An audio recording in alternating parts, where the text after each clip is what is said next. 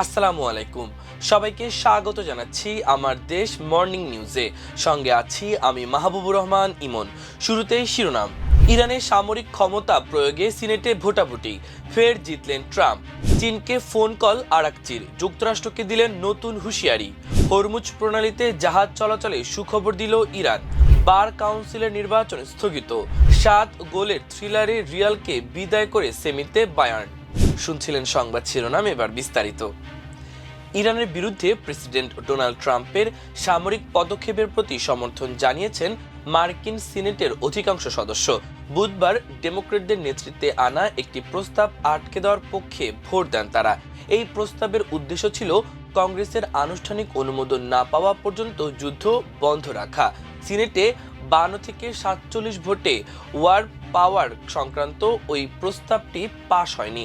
এর মাধ্যমে ইরান যুদ্ধ শুরুর 6 সপ্তাহের বেশি সময় পরও ট্রাম্পের যুদ্ধনীতির প্রতি তার দল রিপাবলিকান পার্টির সমর্থন স্পষ্ট হয়েছে। গত 28 ফেব্রুয়ারি যুক্তরাষ্ট্র ও ইসরায়েল যৌথভাবে ইরানে বিমান হামলা শুরু করলে যুদ্ধ শুরু হয়।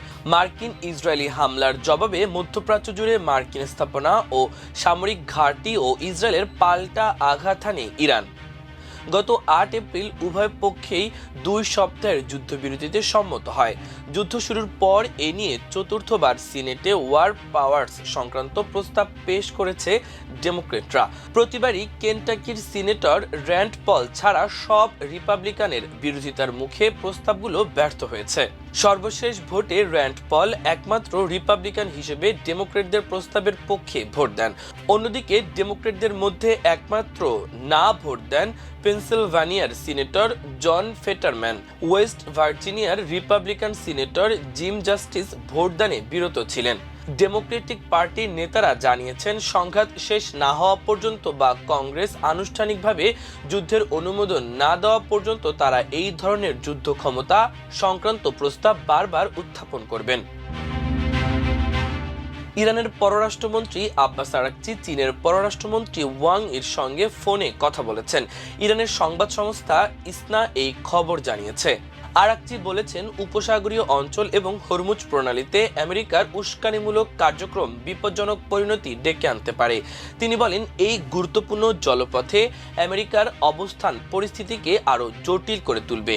তার মতে এটি এই অঞ্চলের স্থিতিশীলতার জন্য সরাসরি হুমকি। ইসনার প্রতিবেদন অনুযায়ী চীনের পররাষ্ট্রমন্ত্রী ওয়াং ই এই সংকটের মধ্যে ইরানি জনগণের সহনশীলতার প্রশংসা করেছেন। তিনি আরও বলেছেন, কূটনৈতিক প্রচেষ্টাকে এগিয়ে নিতে এবং এই সংঘাতের চূড়ান্ত সমাধান আনতে বেইজিং সাহায্য করতে প্রস্তুত। যুক্তরাষ্ট্রের সঙ্গে চলমান আলোচনার অংশ হিসেবে নতুন প্রস্তাব দিয়েছে ইরান। দেশটির সঙ্গে সংশ্লিষ্ট একটি সূত্র জানায়, ওমান অংশ দিয়ে হরমুজ প্রণালী অতিক্রমকারী জাহাজগুলোকে হামলার ঝুঁকি ছাড়াই চলাচলের সুযোগ দেওয়ার বিষয়টি বিবেচনা করছে তেহরান। তবে শর্ত হলো, নতুন করে সংঘাত এড়াতে একটি চুক্তি সম্পূর্ণ হতে হবে। হরমুজ প্রণালী দিয়ে বৈশ্বিক তেল ও প্রাকৃতিক গ্যাসের প্রায় 20% সরবরাহ হয়। তবে যুক্তরাষ্ট্র, ইসরায়েল ও ইরানের যুদ্ধের ফলে এই গুরুত্বপূর্ণ নৌপথে চলাচল ব্যাহত হওয়ায় বৈশ্বিক জ্বালানি সরবরাহে বড় ধরনের বিঘ্ন সৃষ্টি হয়েছে। যুদ্ধ শুরুর পর থেকে শত শত তেলবাহী ট্যাঙ্কার ও অন্যান্য জাহাজ এবং প্রায় 20,000 নাবিক উপসাগরীয় এলাকায় আটকে পড়েছেন।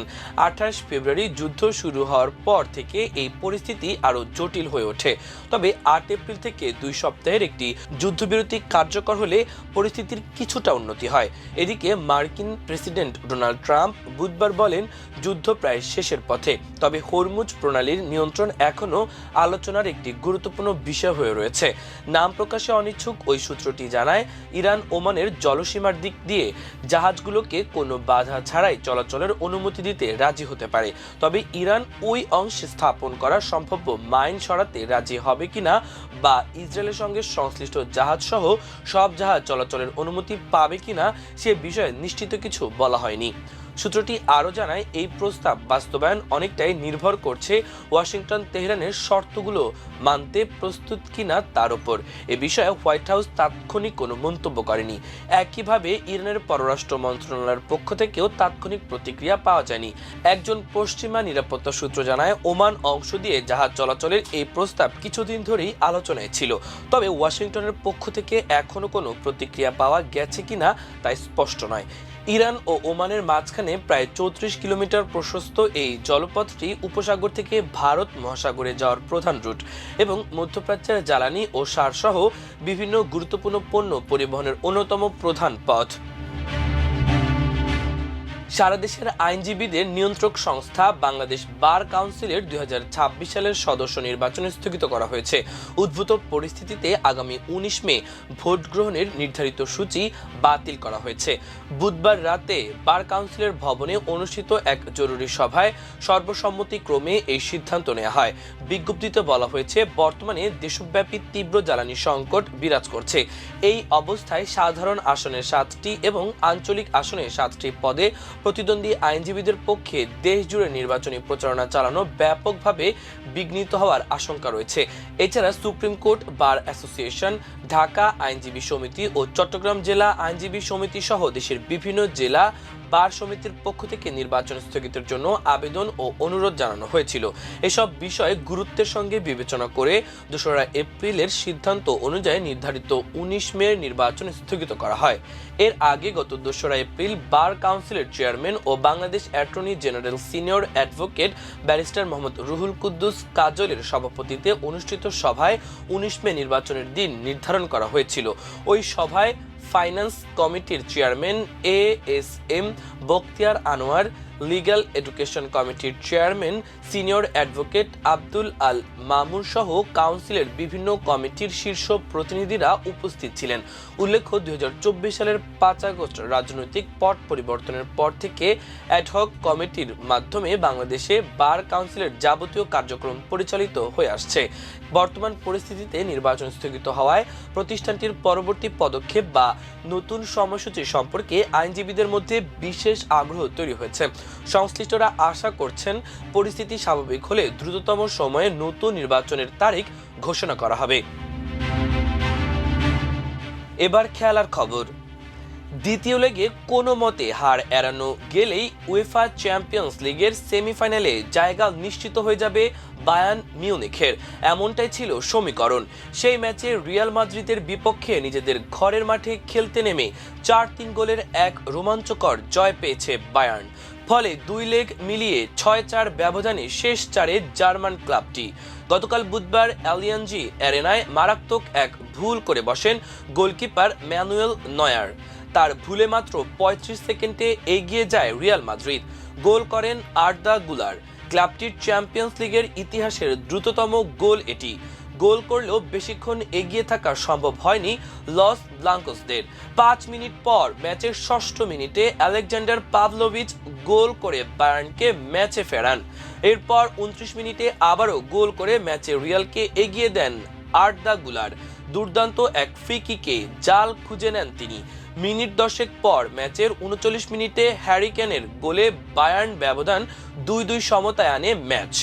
চোটের কারণে অনিশ্চিত থাকা কিলিয়ান এমবাপ্পে প্রথমার্ধের শেষ দিকে গোল করেন রিয়াল মাদ্রিদের হয়ে। প্রথমার্ধের শেষ ম্যাচে তখন রিয়াল এগিয়ে 3-2 গোলে ম্যাচকে 4-4 এগ্রিগেটে নিয়ে আসে রিয়াল। দ্বিতীয়ার্ধের 86 মিনিটে দ্বিতীয়বার লাল কার্ড দেখে মাঠ ছাড়েন এদুয়ার্দো কামাভিঙ্গা। তার বিদায়ের পরই রিয়ালের দুর্দশা নেমে আসে, যা ঘুরিয়ে দেন ম্যাচের মোড়। 89তম মিনিটে লুইস দিয়াজ গোল করেন। যখন বায়ার্নকে এগিয়ে দেন তখন ম্যাচটা প্রায় নিশ্চিত বলেই মনে হচ্ছিল, কিন্তু আসল নাটক তখনও বাকি। ইনজুরি টাইমে আবারও আঘাত হানে বায়ার্ন। এবার গোল করেন মাইকেল অলিস। তার সেই গোলেই সেমিফাইনালের টিকিট নিশ্চিত হয়ে যায় জার্মান জায়ান্টদের। শেষ 4-এ বর্তমান চ্যাম্পিয়ন পিএসজির মুখোমুখি হবে বায়ার্ন মিউনিখ। প্রিয় দর্শক, আমাদের মর্নিং নিউজের আয়োজন এ পর্যন্তই। সবাই ভালো থাকুন, সুস্থ থাকুন, আমার দেশের সঙ্গেই থাকুন। এতক্ষণ সঙ্গে থাকার জন্য অসংখ্য ধন্যবাদ। আল্লাহ হাফেজ।